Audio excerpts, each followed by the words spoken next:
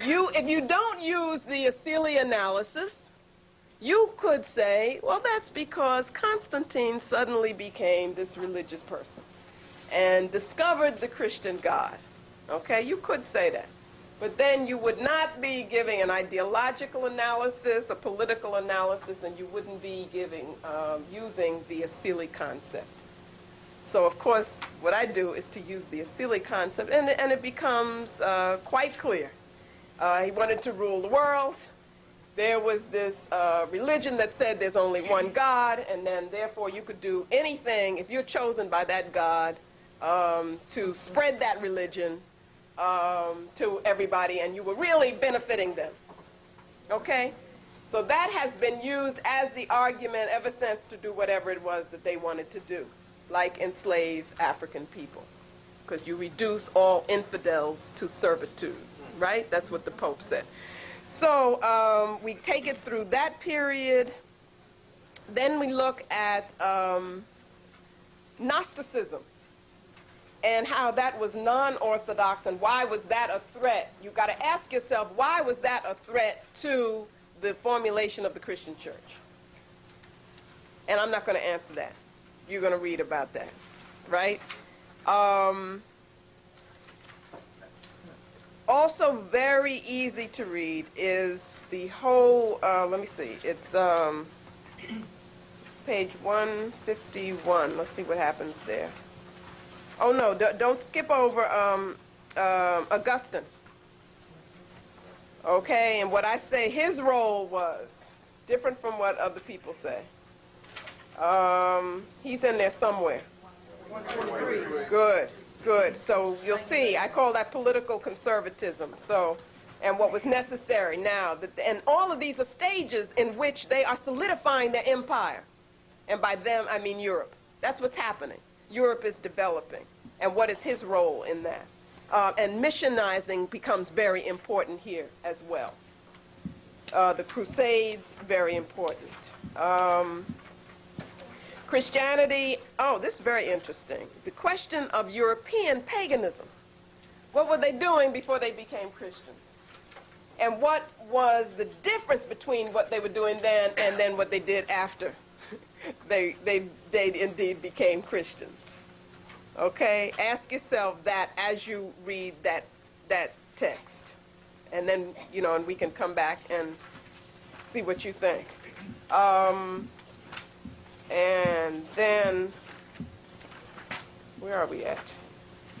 Okay, then obviously the techno-social order, which will raise the questions of how the Christian concept of nature and what you're supposed to do to nature and how that facilitates the technical order. But I think I skipped over the images of the other and the enemy that Christianity provides. Very important. Page 153, Christianity, colonialism, and cultural imperialism, heathen, native, and primitive. And then there's another part that talks about ruling and saving. I don't know where it is, but it's in there.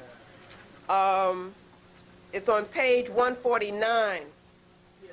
Proselytization and imperialism. Proselytization is saying the assumption you got the right religion and everybody else, they don't have it.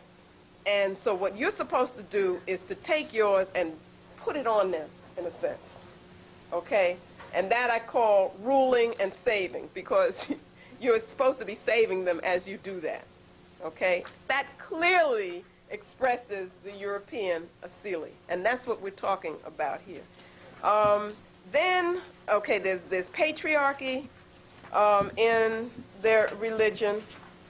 Then that whole thing that I said about religion and rationality, watch that. We already alluded to that. That's where they go through this whole thing of trying to make their religion seem scientific even. Okay?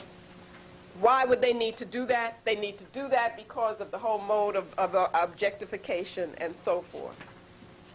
Then you get this tricky people like Reinhold Niebuhr, who would be considered to be the greatest humanitarian, enlightened scholar and theologian and so forth.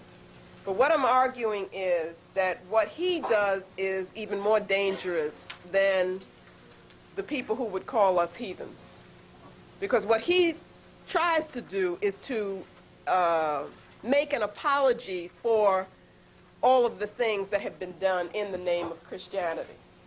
But again, in intellectual terms, he does that. So he is considered one of their best minds and also their best people. And what we do is to use an silly analysis to interpret what he is saying and show it to be the same thing that's consistent that all of them are saying, that Plato was saying, and what they need to say if they are to fill the asili. And then the conclusion would be religion and power, and you should read carefully again, page 196 and page 197, and I have everything underlined again.